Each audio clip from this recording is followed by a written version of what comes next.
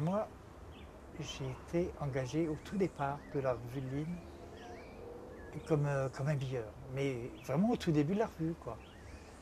Ça fait que quand il y a eu les générales et tout ça, tous les costumes n'étaient pas encore arrivés. Tout le monde répétait avec il manquait des bas, il manquait des hauts, il manquait des chapeaux, il manquait des plumes. Et même le soir de la générale, de la première, il manquait, pas la moitié, mais il manquait un bon tiers des costumes. Et la direction entière. Alors moi à l'époque j'étais habilleur, donc c'est pour ça que j'étais bien au courant de tout ce qui se passait en coulisses. Mon travail d'habilleur, c'était de préparer tous les costumes, ou côté jardin ou côté cour, d'un certain nombre de danseurs, et de les préparer pour le prochain, voire même les 3 prochains numéros qui allaient se passer sur scène, parce que quelquefois il fallait qu'ils soient habillés avec 3 pantalons les uns sur les autres, pour pouvoir se changer le plus rapidement possible dans la coulisse. C'était une vraie merveille. C'était très étonnant de voir ce qui se passait dans ces coulisses du Casino de Paris. Par rapport à ce qu'il y avait de merveilleux sur scène, c'était fantastique. À l'époque, on n'avait pas de caméra, on n'avait pas de photos, mais c'est dommage parce qu'il y aurait eu de quoi faire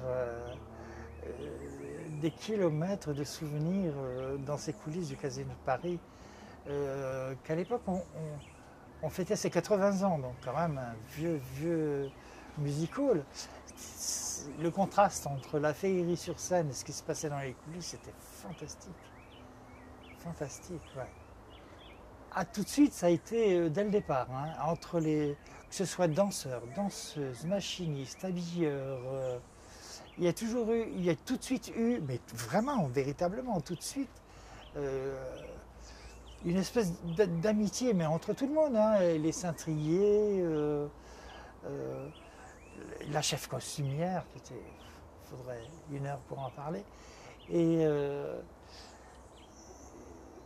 ça a été tout de suite mais tout de suite, véritablement, dès les premiers jours, une ambiance assez familiale, hein.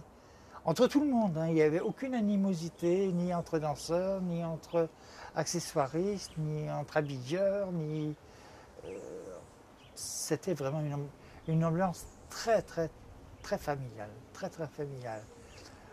Pas de familial, de copinage. Des amis qu'on voyait pendant les répétitions, des amis qu'on voyait sur scène, du bord de la scène, puisque moi j'étais habilleur. Et puis après le spectacle, c'était des sorties entre nous.